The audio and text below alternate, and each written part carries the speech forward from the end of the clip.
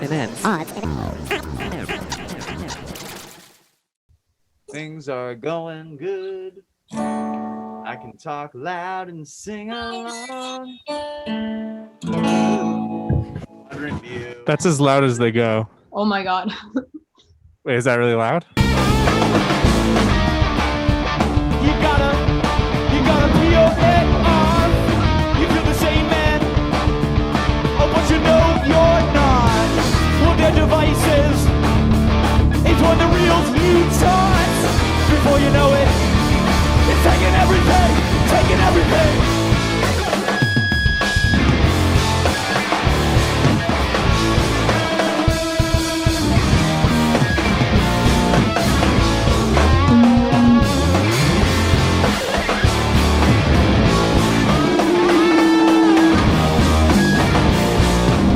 Hello everyone, welcome to Odds and Ends episode number 2. Today's guests, we have Naked Giants from Seattle, Washington. This is the second time I've had you guys on my channel. How have you guys been? What's going on? Hanging in there. Time. I think it's been like a year or so since we've all seen each other in person, I think. Last time was in San Antonio at Paper Tiger. I think that was like 2 years ago. It was 2 years ago since we did the first interview. Oh yeah. Yeah. Let's do it at the Paper Tiger. Oh yeah. That had to be more. Time just went. It's been 9 months since the pandemic. Everything feels like 2 years ago, but it's definitely been a while. Yeah, too long to not see you guys. That show was that was the one where you took that photo that's on the back of our album cover. Yeah, and I have it right here. I'm going to talk about it in a bit. But since then, you guys released The Shadow. You want to talk about that? Yeah, it's so funny. It's like, even though the album only came out a couple months ago, we recorded it and did all the writing over the past couple years. We recorded it last November, which is over a year ago now, which is super weird to think about. It's crazy.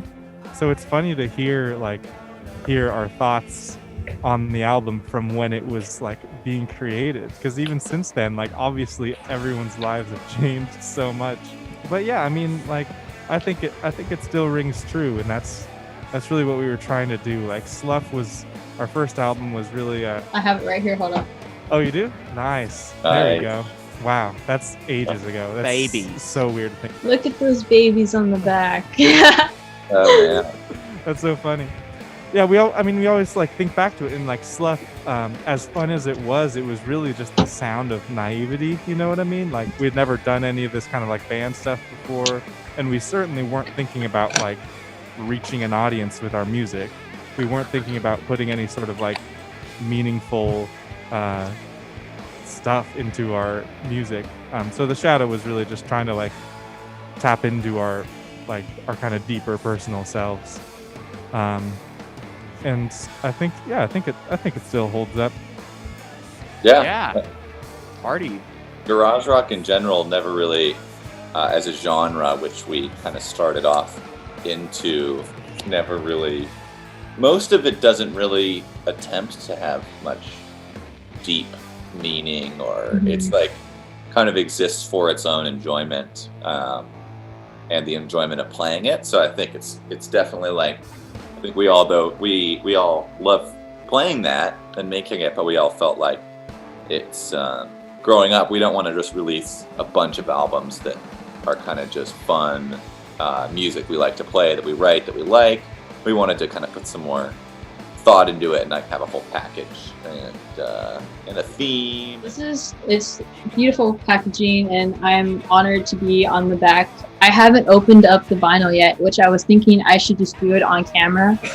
Yeah, unboxing video. Yeah, the unboxing. Quick shout out to our friend Danae, did all the design and layout for the album, and she just did a fantastic smack up job. It's actually her first album cover design project Really? she's ever worked on, and it's something that she's been wanting to get into, so I'm super happy that this worked out. There's definitely a big surprise waiting inside. I remember the first time I pulled out the poster, I was like, oh, I forgot that we did that. Oh my god. Oh, that's right. Right?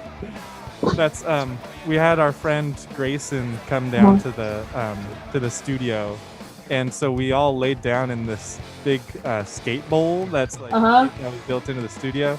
That's Took awesome. our pictures in there and then did this like weird edit on that. It looks like you guys are all like floating in space, or yeah. And then all these other photos featuring other artists too that are amazing. Just the record alone, oh my god, it's beautiful. Bottle clear. You can't see it as well, like the color of it, but Looks cool though. yeah, this is so sick. Oh my god. It This looks is really amazing. great in the room. Yes. Wow. You know- Lo-fi vibes. Ooh, yeah, definitely. I want to talk topics about the music industry. You guys are becoming a bigger band, like I was saying earlier, but I want to talk about getting on the record label. How did all this come by to you guys? It was a long and winding road to quote Paul McCartney. That was just like a lot of us, it started us being really young, like fresh out of high school, getting a lot of lucky help from our management company, and specifically our managers, Shay, and at the time Jess.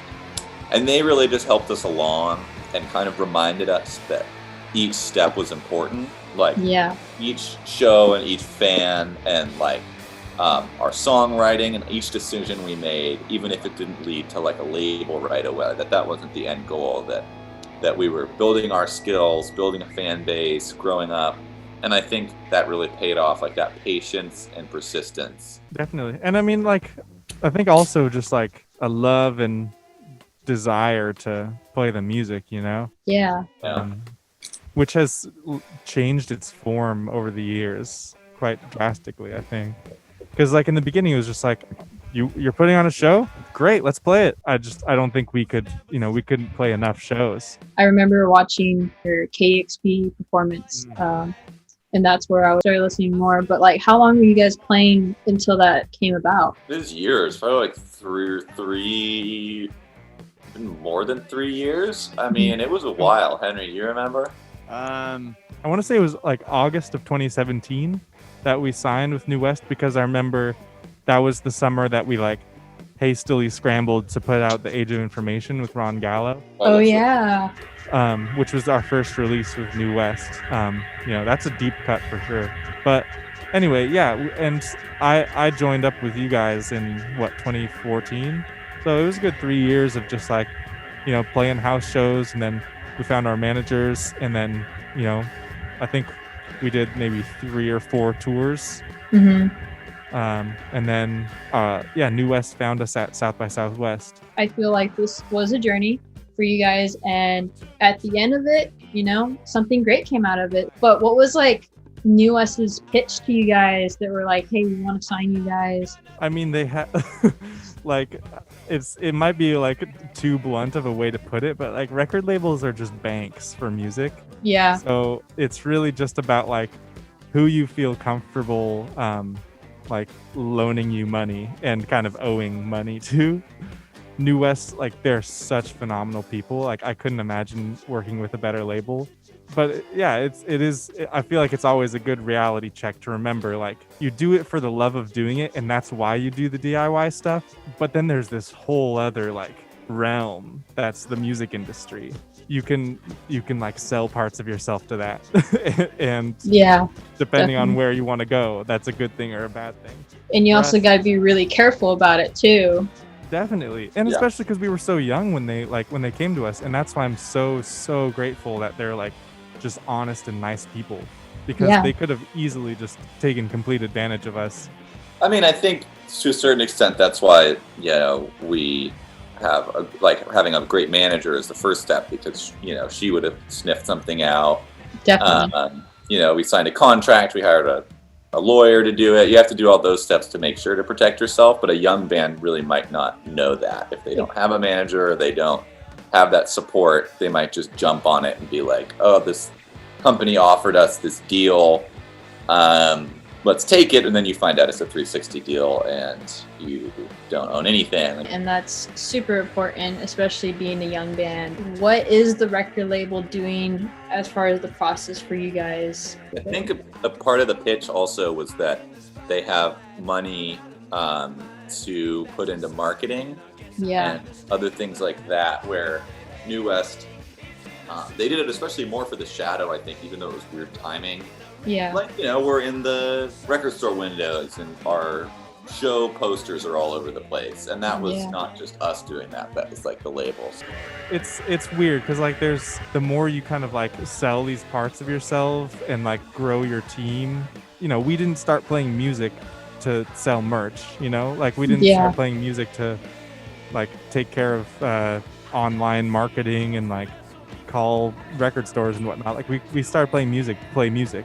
And so the most like, or the more like people you can have taking care of this other auxiliary stuff that unfortunately you have to do in order to make money, the more that you're able to just make the music. And that's definitely something that a record label takes care of. Ooh, there's a money question here. So did you guys find it harder making money without touring and playing constantly? Because touring and making merch and all this other stuff is where like a lot of income comes for, you know, supporting the artists. Did you guys find that a little bit difficult in these times? Maybe a lot of it. We've all transitioned to like, you know, when we were touring, that was our source of income, which was super like. That was your full-time job. Yeah, it was an amazing privilege to be able to do that. You know, once we were not able to tour, we all started teaching music like pretty much full time. As I think a bunch of musicians have done now. Yeah, exactly.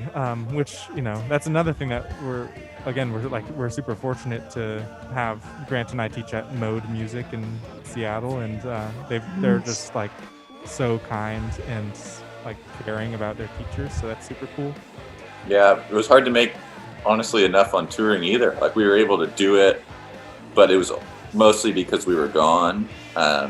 It's, you know, it's weird. I don't want to get into the numbers game. Yeah, you're good. I don't want to scare anybody, but like when it all breaks down, even if you make a lot of money throughout the year, you split it up 3 ways and you pay everybody you need to pay. And you need gas money and everything else. Yeah, you end up with, I'll say it's hard to make up 30 grand a year.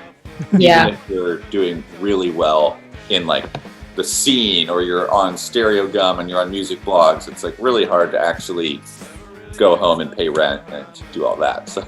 And that was where touring with Car Seat Headrest was like the ultimate godsend.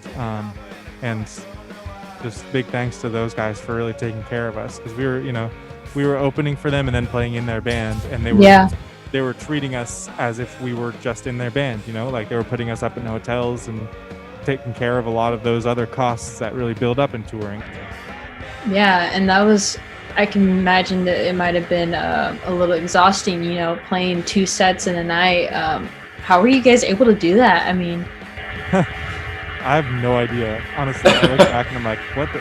And also, like, I went through some tough mental zones that I didn't really recognize that I was in until we got home and had time to just like be at home. And I was like, wow, I was like really depressed and like anxious throughout all of that. But you know, when you're on the road, like you don't have time to think about that. So yeah, basically. You've got to just do what you can to like get through, which is kind of strange. Yeah, the fans are there whether you want to play or not, so you got to just do it. And, you know, it just, for me, it depended like how I was feeling, whether I was really energetic during the car seat set or not. So when I knew I was fizzling, I'd just be like standing there playing part. Yeah, there's no problem with that either. So going from touring constantly and then going into isolation, then going back to playing for live streams, how did you guys feel going back into it? Were you guys like rusty? Did you guys have a lot of struggles coming back to it? Well, I was a little rusty. I think we had to get back in the energy with each other. Henry, you got something to say? Yeah. I think it was a normal amount of rest on our performance chops. You know, like you really get athletic for music. You get musical athleticism when you're playing every night. I was getting side cramps. I don't know about you guys, but it happened once or twice. And yeah, even watching some live streams that we've done, I'm like, ooh, I can see how out of breath I am at the end of that song, which I normally am not. I don't know for the rest of you guys playing guitar and bass, how did y'all feel? For me, it was like the energy of doing all the things at once, like communicating with them too, and playing my parts correctly and with style that sounds good live, and singing well. Just like putting all the pieces together was hard, but it just took a couple shows to get back into it, and it was more like once I relaxed and had a good time, it was better. Yeah, I mean, I think there's like, I think I would agree with that. It was more of like a weird kind of transition period thing that we had to figure out, how to give people a reasonably equitable experience. And I think when Grant said like really just like learning to like relax and treat it really casually, I think that was when it started to make more sense for us. I think, Gianni, you were starting to lose your voice and you were like, forgot like how taxing these vocals were, since you guys hadn't played it really like live all the way through.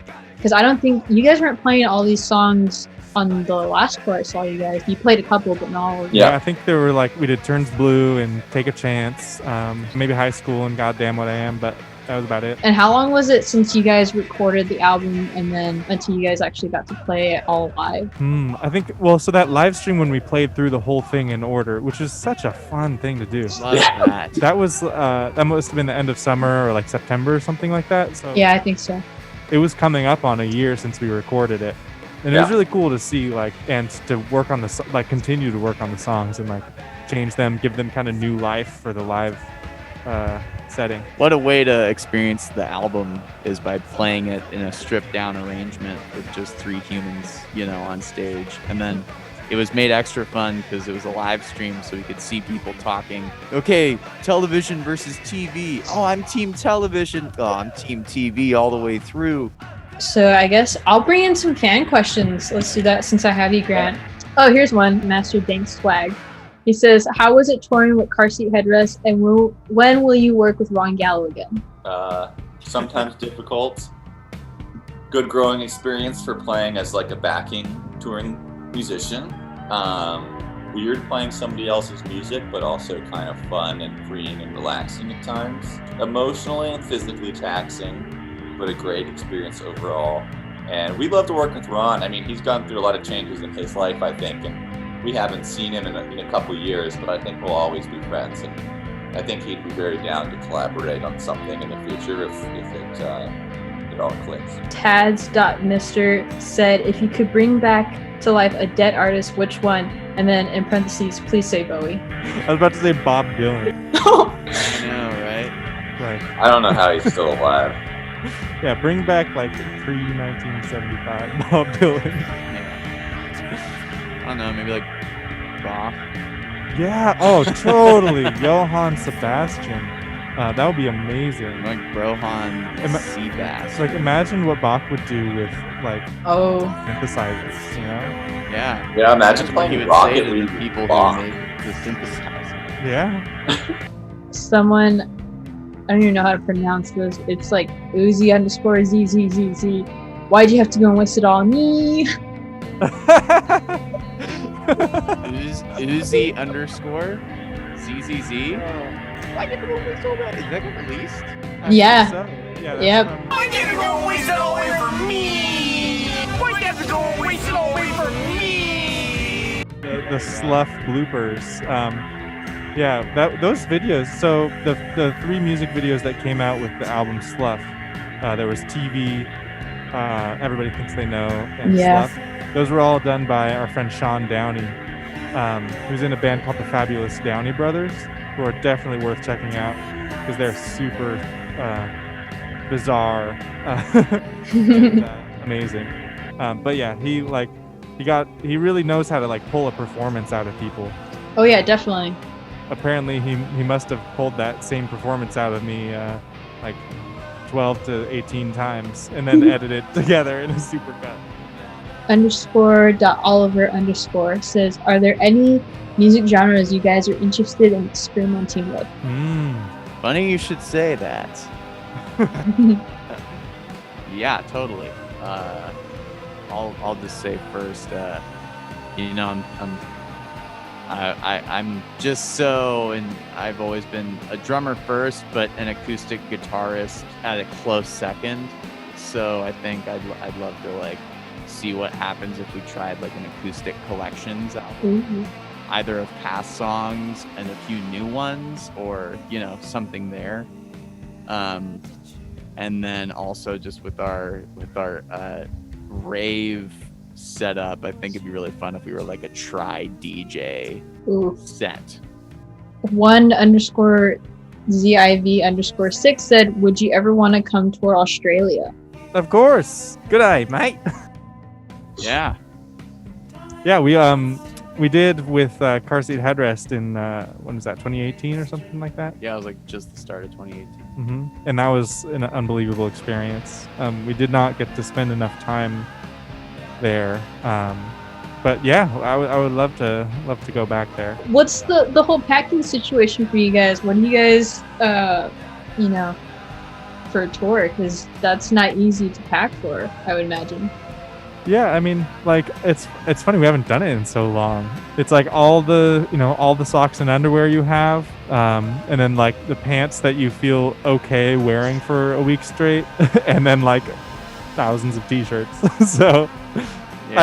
I really feel for like the people who have more elaborate like setups and whatnot, because it's like I don't know, I think we dress very like functionally, what I mean? Like we're moving around on stage, and anything that we wear is going to get like drenched and probably torn. I don't know, but it's always enticed me to think about like those people who really like put on the garb, I think a lot of these other ones were gear related, so we'll hop into the gear portion.